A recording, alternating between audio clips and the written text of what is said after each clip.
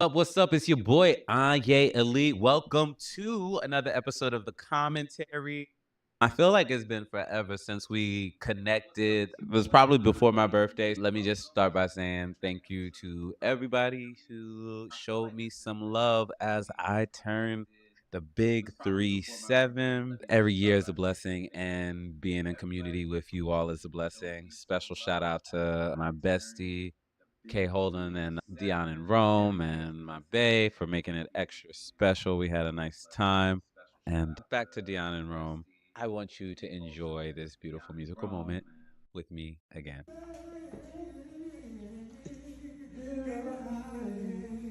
See, this is why I came to get some harmonies.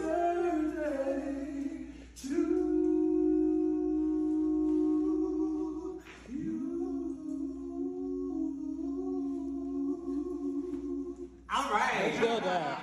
They killed that. Come on now. Alrighty, so thank you so much for that. Again, Deanna Romo's fantastic.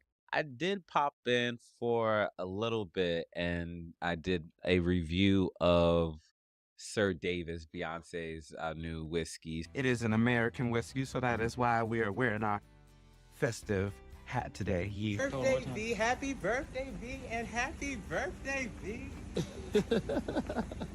So they have a limit for one person per bottle. So we just went back in with our disguises and what have you and whatnot.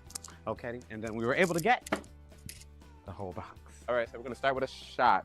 We're gonna pop the bottle because it's not an unboxing if you don't really do this part, right? Alrighty.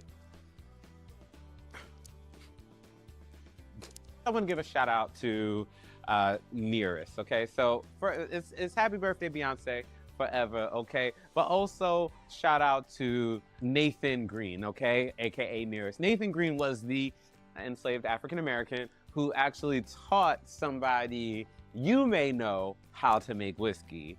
This guy by the name of Jack Daniels or whatever. Fortunately, he never got the credit until way later. There's actually another Black-owned whiskey out called Uncle Nearest, but today we are talking about Sir Davis by the Queen. Can we just talk about the bottle for a second? Can we talk about the bottle, okay? So you know you got the horse, okay? Yeehaw, and then it looks like a cologne. I just want to dip it all over my body. So we're gonna make a cocktail. We're gonna make one of the recommended cocktails. But before we get into that, we're gonna talk about the flavor profile. So according to the website, it's the complexity of rye married with the elegance of a malty barley, all right? It's finished to perfection in Pedro Jimenez's sherry cask, okay? And so it's gonna be a harmony of spice and sublime hints of fruit, according to the website, like nothing that we've ever tasted before. So we're gonna get into that.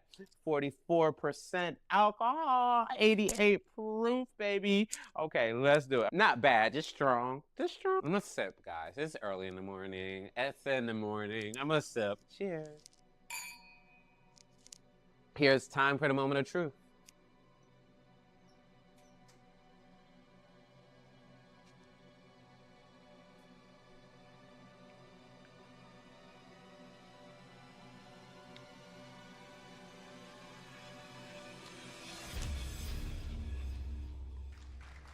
Okay, do yourself a favor, y'all. Don't do a shot of this first.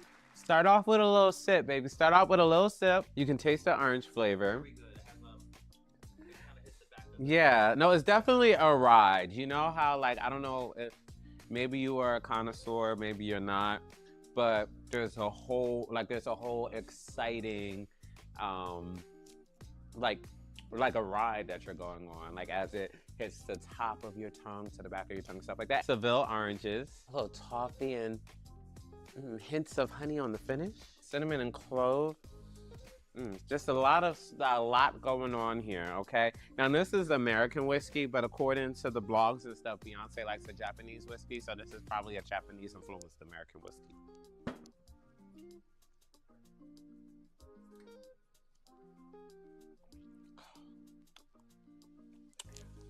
B, you did this, and you know, For everybody out here talking about like she only come out and talk to us when she want our money, this is not the same price as a tour ticket, so we're not even gonna do that, okay?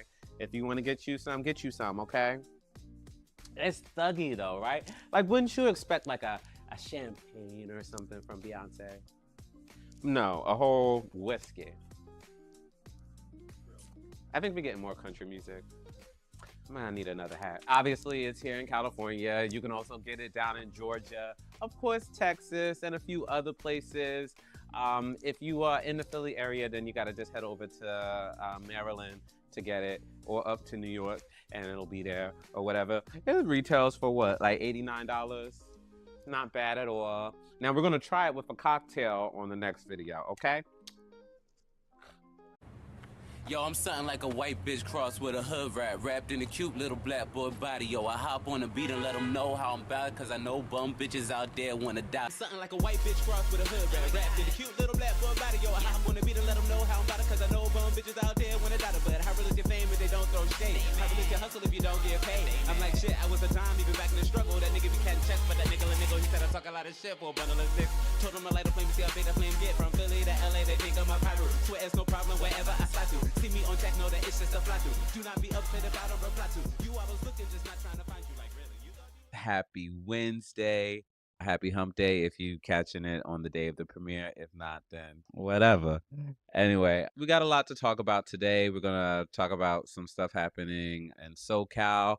We got a Philly update, but we're going to start with obviously something that everybody's talking about, and that is the second assassination attempt on former President Donald Trump. To cover this particular person and still follow the rules. Like, the rule of thumb with discussing a tragedy is to not blame the victim. And so we're going to try and get through this segment without doing so. But I share with you in the beginning that, of course, it is not my intention to do. But as is the case with Donald J. Trump, he sets a lot of records. He does things, but I think also things happen around him that are unprecedented, is a word that we use a lot. And having gunmen come within 500 yards of you with presumably the intent to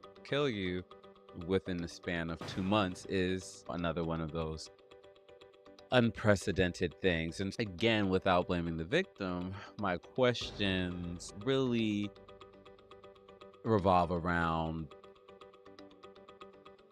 does the unique nature of Trump cause this? Again, like, not saying that his rhetoric or all the pain that he's inflicted on people, putting that aside for the purpose of this conversation, but just the nature. Has anyone had multiple golf course estates in the past? Has anyone been so resistant to authority? Are there unique circumstances that are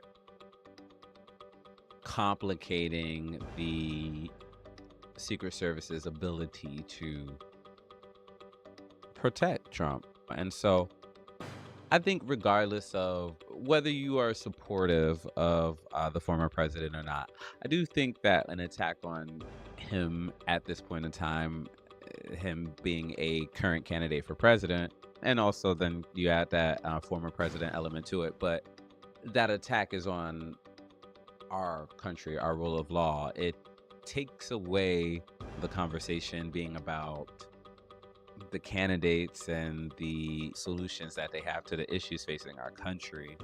And that's unfortunate. I guess I do think, though, that I want to drill down on a certain point, and that is a little bit about the shooter.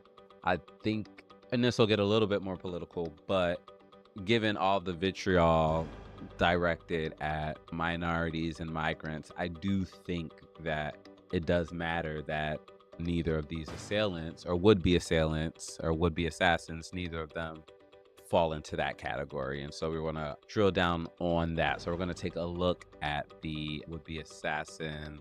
His name is Ryan Wesley Ruth. When we come back from this break, we'll talk more about Ryan Wesley Ruth. But for right now, in the comment section, Do you think this is a failure of the Secret Service, or are these repeated attempts, um,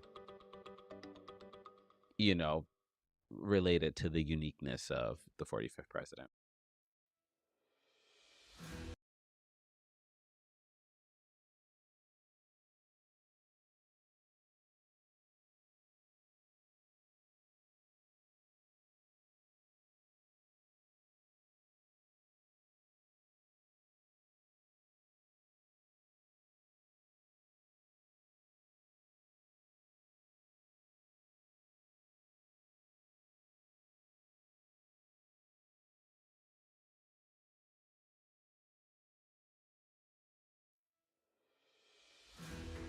Guys, it's Anye here at the Marsha P.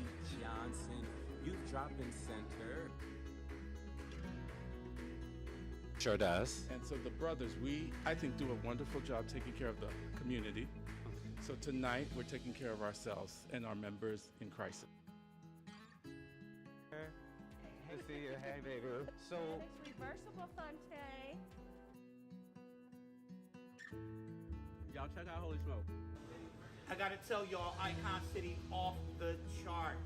One booking with them, my place was packed from the moment we opened to the moment we closed. As a matter of fact, we ran out of everything. So many people came through. Big shout out to Icon. Big shout out. Thank you very much.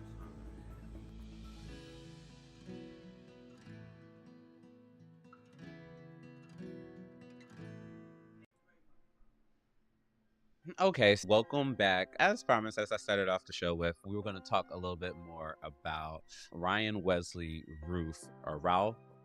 Okay, so I should probably know. Giving him the dignity of, saying his name correctly is not what we're here to do, because we're going to talk about him a bit, but let's be clear that he's nobody's hero, okay? In the ongoing saga of political tensions in the United States, a new chapter with the arrest of Ryan Wesley Roof, known already on social media as a vocal critic of Donald Trump. I wouldn't say known like he has like this huge platform, but if you go through his social media, he's been very critical of Trump. Now, the two things I wanted to point out about him, and I think the first thing that I wanted to point out about him is that, again, despite all that Trump and his supporters say about minorities and immigrants and women and queer folks, just with the data that we have here, the two shooters, or the two would-be shooters, are none of those things. I think that matters. I'm probably going to try to leave it to wiser minds to expound upon that in a way that is acceptable to the social circuit, but I think that matters, and so we're just going to put that out there. But to this particular guy, Roof is no stranger to controversy, He's the owner of a small construction company in Hawaii. Like I said earlier, he's long been a vocal critic of Trump on social media, often expressing his disdain for the former president's policies and rhetoric. But I think what makes him different is not just like his digital diatribes. Anybody can get on social media and say things.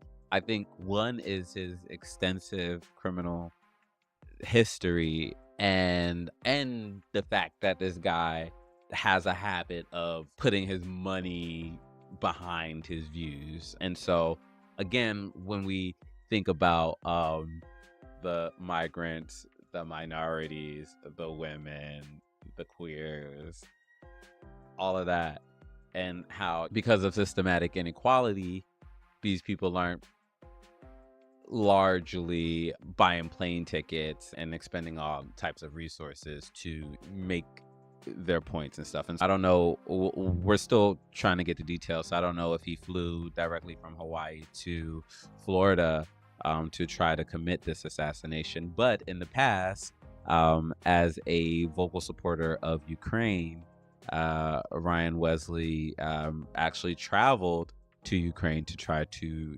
join their military. They rejected him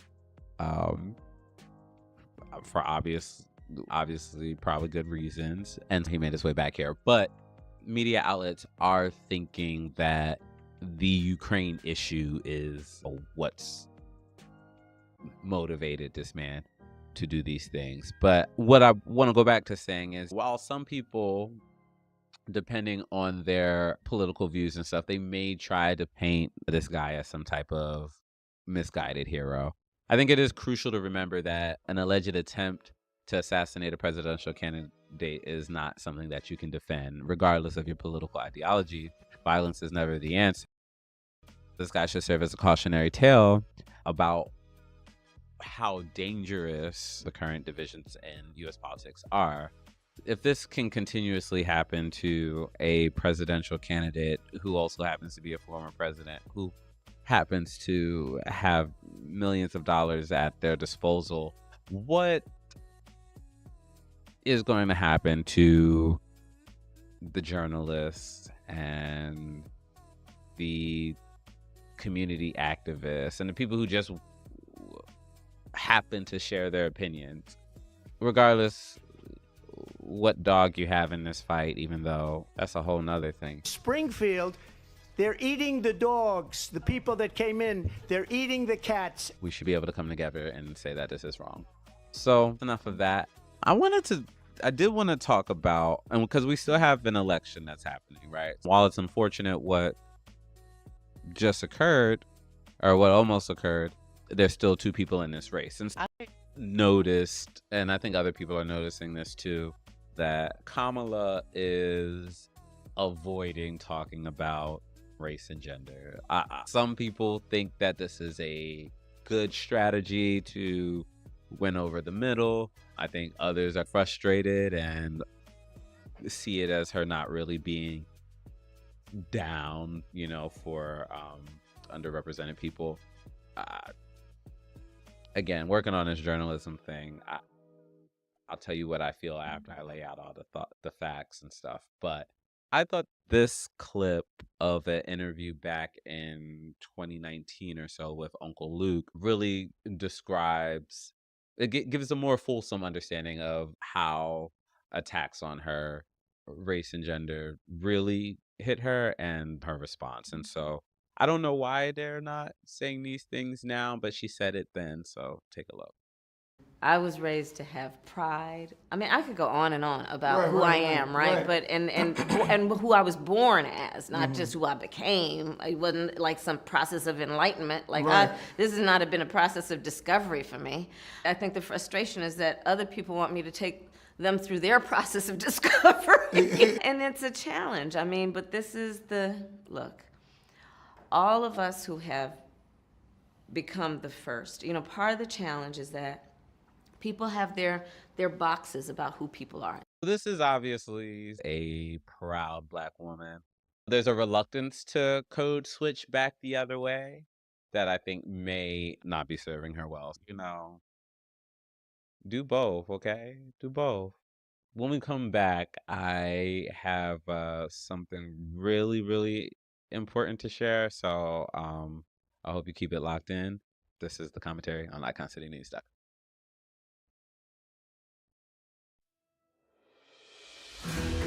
Guys, it's Anye here at the Marsha P. Johnson Youth Drop-In Center.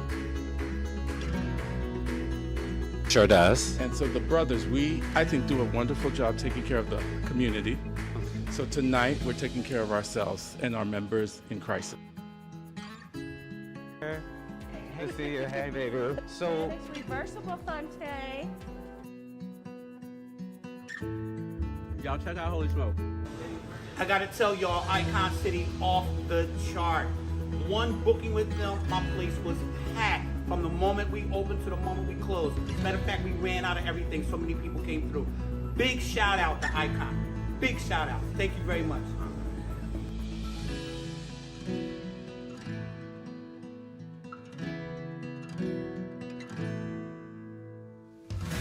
Obviously, you guys know this is my favorite part of doing the commentary. That's when we do the block updates. Shout out to our blocks, SoCal, Philly, and Atlanta. Right now, we're going to do a Philly update. I've been meaning to get these out for a while. First, I want to start, though, by giving a shout out to Eve, the First Lady of Rough Riders. She has a memoir out, and it's amazing to see her out here doing her thing. one of the best things out of the city of brotherly love. But some other cool things in Philly are, let's start with, everybody is an entrepreneur in this conversation, but let's start with the brick and mortar, and then we'll talk about a little bit of the ratchet social media influencers. So I want to give a shout out to Southern Flames Barbecue, as well as the Between Friends Boutique. So they were both featured on NBC 10. Alrighty, they're both on Germantown Avenue. So I'll start with Between Friends Boutique. This is a mother and daughter duel.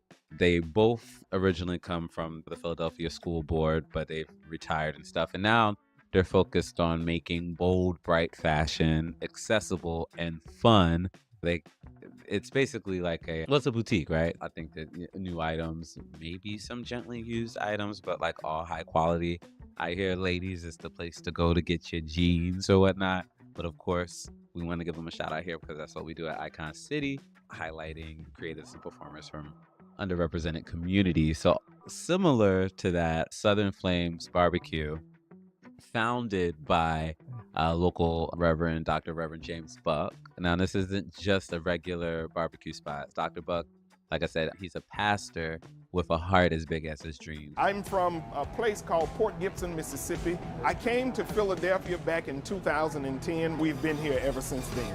We started in 2019, 2020. Physically, we started selling barbecue in the front of my home every Saturday from 12 p.m. to 7 p.m. And so we had the big tent up and we had the sign up. And as people were coming by, they started to see barbecue being sold on the corner. We talked to a few people, and once they found out the mission, it began to pick up. It was the owner of the Chestnut Hill Hotel and this property. He told us it is ironic because he's been looking for a barbecue spot to put up in Chestnut Hill, and the rest is history. Macaroni and cheese that comes second to none. It's always been our mission to work with the disadvantaged, what we call the Taste of a Second Chance, which is our nonprofit program, where we take you through a 12-week process. You learn about barbecue, you learn about finances, you learn about food temps, you learn basically how to operate this business. You learn about the equipment that we have as well.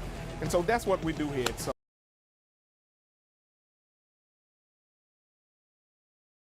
Dr. Reverend Buck uses Southern Flame as an opportunity to provide jobs to disabled veterans, at-risk youth, and folks re-entering public life. It's not just about feeding bellies, it's about feeding soul. And I just think it's incredible that Philly has this going on. If you haven't already, share this article with some friends in Philly.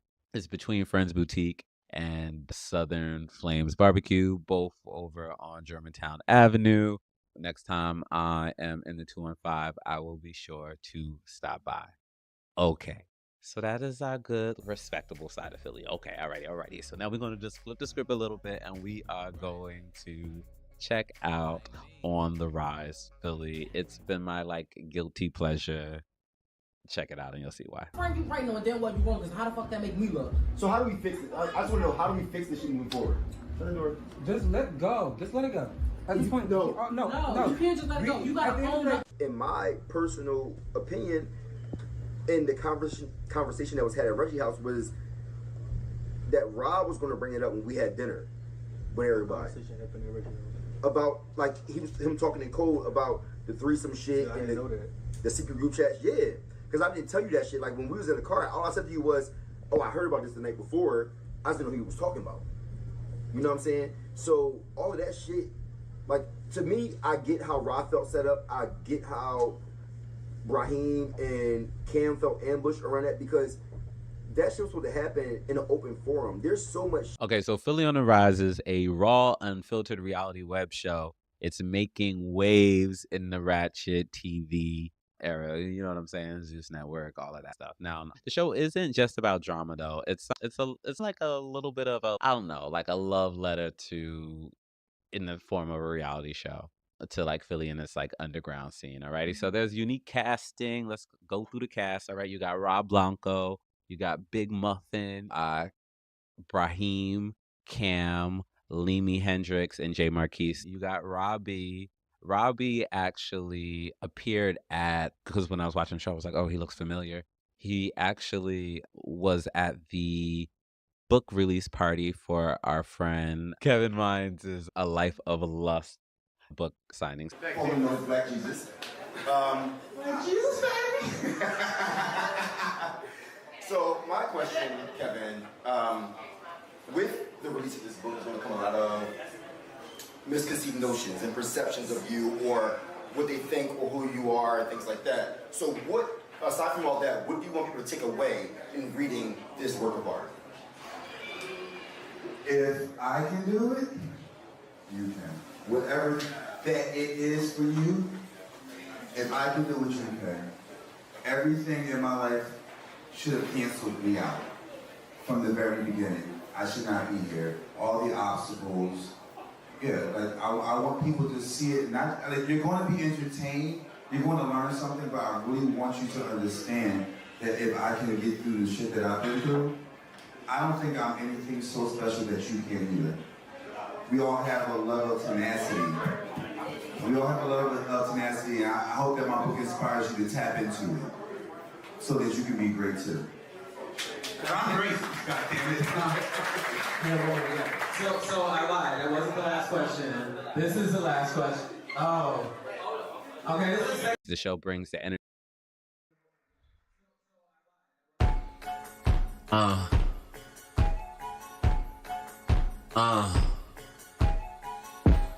Let's get this shit.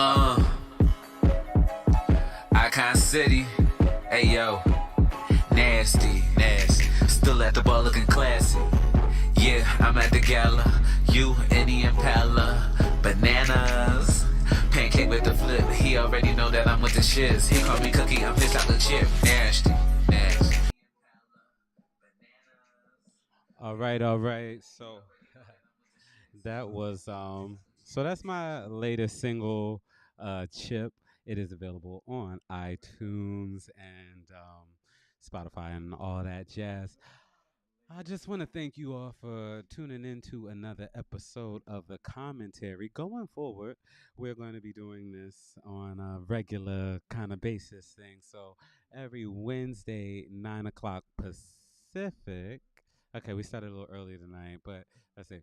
9 o'clock, what's that? 9, 10, 11, 12. Okay, that's 8 o'clock. Let's do 8 o'clock. 8 o'clock Pacific, all right?